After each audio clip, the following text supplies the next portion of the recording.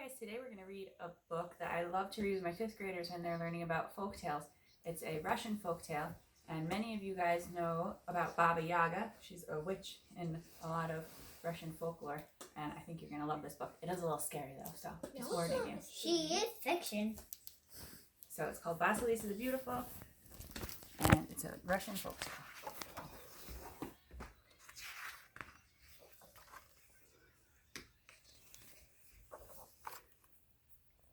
I think you'll like the illustrations in this too. Many years ago, there lived a rich merchant. He and his wife had only one daughter, whose name was Vasilissa. When Vasilissa was still very young, her mother became gravely ill. She called Vasilissa to her bedside. "Listen well, my child," she said. "I am dying, and I do not have much time left with you. Take this little doll and carry her with you always. Hide her in your pocket and never show her to anyone. Whenever you are sad or in danger, give this doll something to eat and drink. Whisper your troubles to her, and she will tell you what to do." The mother kissed her daughter and blessed her, and soon after that she died. Vasilissa was very sad. In the midst of her sorrow, she remembered the little doll and took her from her pocket. She set a piece of bread and a cup of milk before the doll and whispered, "My dear mother is dead, and I am so lonely for her." The doll's eyes began to shine, and suddenly she came alive. She ate a morsel of bread and took a sip from the cup and said, "Don't weep, little Vasilissa. Shut your eyes and sleep. The morning is wiser than the evening."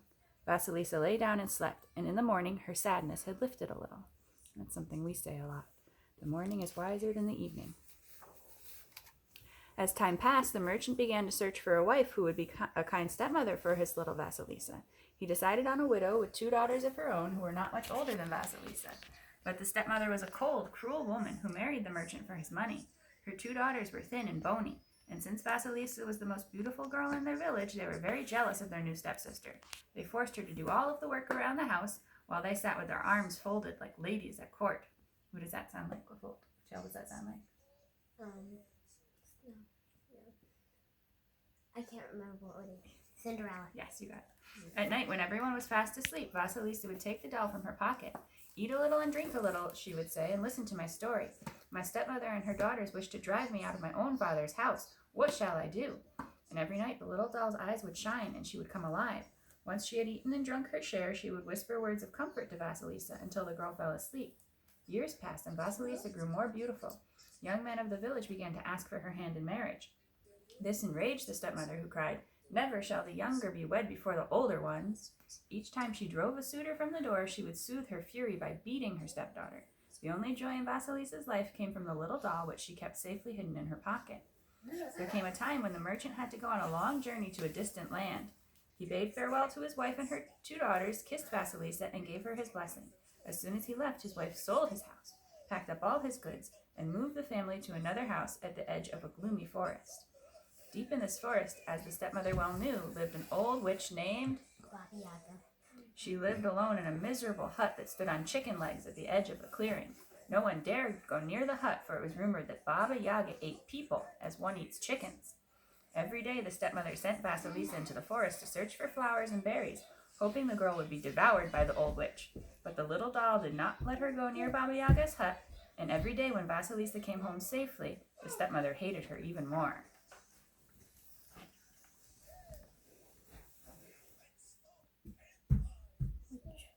I know people always ask me which one is supposed to be Vasilissa, or which one is the stepmother. I think these might be the stepdaughters and the stepmother.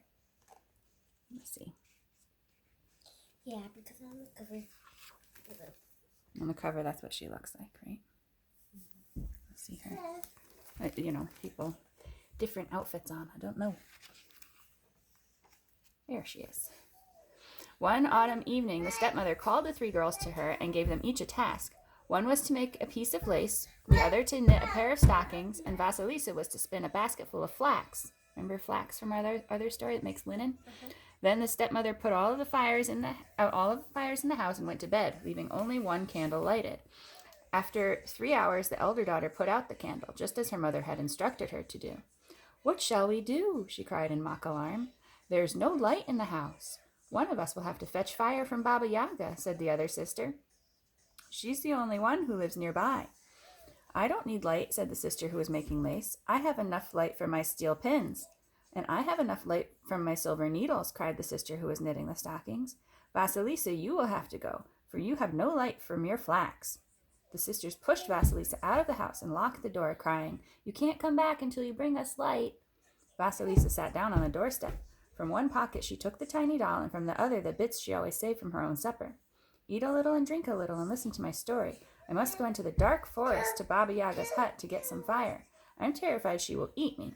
Tell me what to do." "Do not fear, little Vasilissa," the doll said. "As long as I am with you, no harm shall come to you." Vasilissa put the doll back in her pocket and entered the forest. Suddenly she heard the beating of hooves, and a man on horseback galloped past her. He was dressed in all white, his horse was milk white, and its harness was white. Just as he passed her, the night paled into dawn. Vasilissa went a little farther, and again she heard the beating of a horse's hooves, and there came another man on horseback. He was dressed in all red, and the horse under him was blood red, and its harness was red. Just as he passed her, the sun rose. Vasilissa walked on until she could find no path through the forest and had no food to bring her little doll to life. As the light began to fade again, she came to the clearing where Baba Yaga's miserable little hut stood on chicken legs. The wall around the hut was made of human bones, and the top of the wall was decorated with human skulls. The sight filled Vasilissa with fear. The kids always liked that part at school. Suddenly, the third horseman came galloping up. He was dressed in all black, and his horse was coal black, and its harness was black. As he thundered up the gate to the hut, he disappeared as if the earth had swallowed him up. At that moment, night came, and the forest grew dark. The skulls on the wall lit up, and the clearing around the hut was as bright as day. Suddenly, the forest was filled with a terrible noise, and Baba Yaga came flying through the trees. She was riding in a great iron mortar and driving it with a pestle. As she rode, she swept away the trail with a kitchen broom. She stopped at the gate and cried, little house, turn your back to the forest and your face to me." The little hut spun around to face her and stopped. I know you want to see the pictures. Baba Yaga began to sniff. You want to come in and see the picture while I'm reading? Sniff in one direction and then another. "Foo, foo, I smell the smell of a human. Show yourself, whoever you are." Trembling with fear, Vasilissa stepped forward. Bowing low, she said, "It's only me, Vasilissa. My stepmother had sent me to you to fetch some fire." "I know your stepmother," said the old witch. "If you want my fire, you will have to stay and work for it. If not, I will eat you for my supper." I always thought that the stepmother was a witch too. Then she turned to the gate and shouted, "My strong locks, unlock, my stout gate, open." They obeyed in an instant, and Baba Yaga swooped in. Once Vasilissa had passed through, the gate slammed shut, and the locks snapped back into place. So there is the horseman. So the three horsemen represent different things, right? The black one represents when what comes? Night.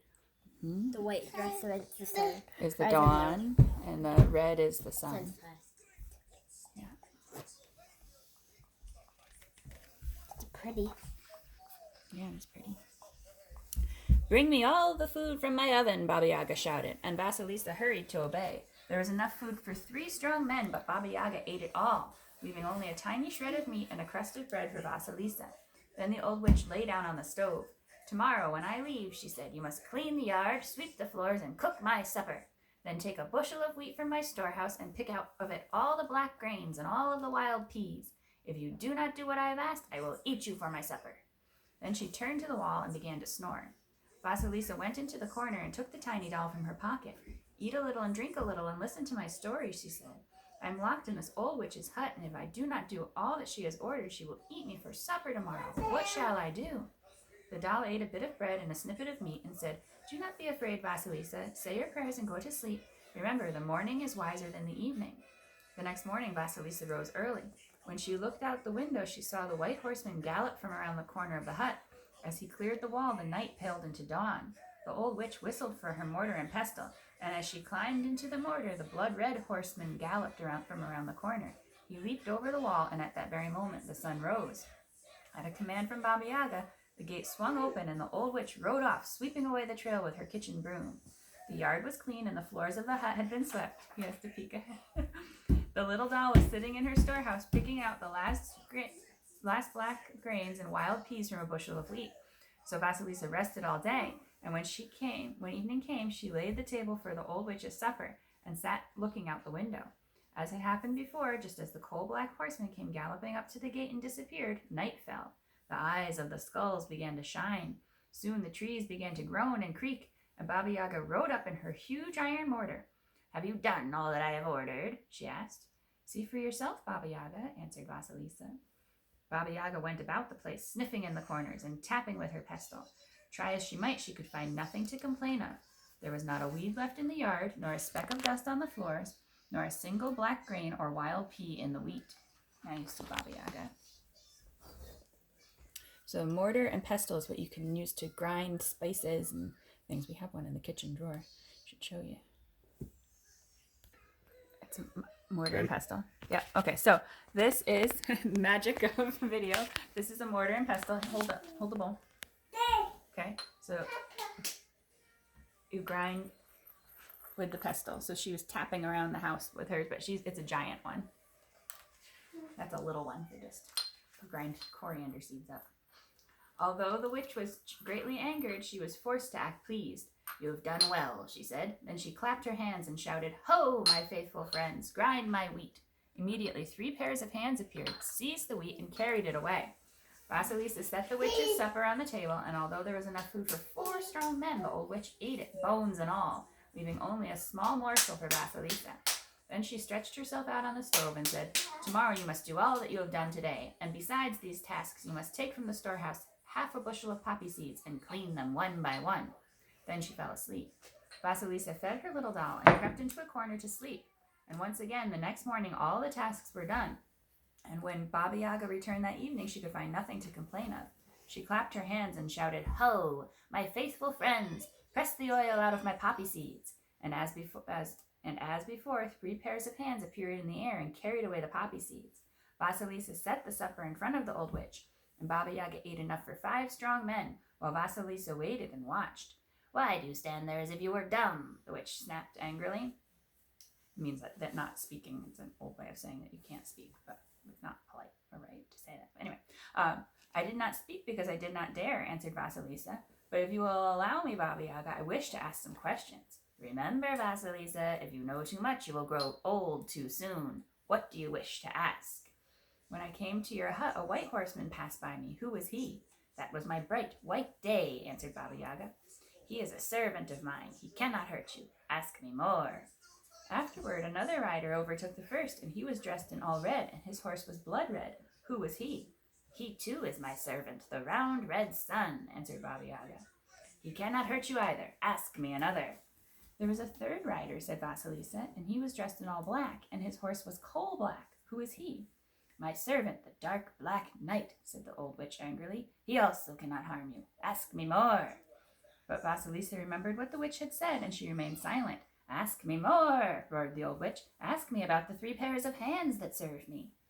3 questions are enough for me, Vasilisa replied. I would not wish to grow old too soon.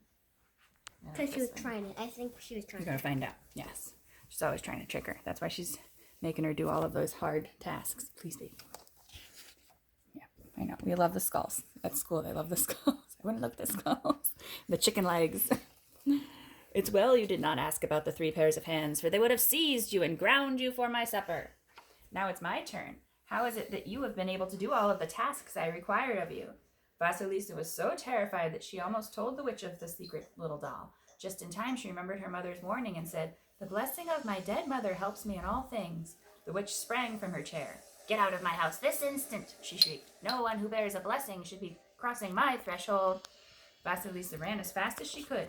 Baba Yaga seized one of the skulls with burning eyes and threw it after her.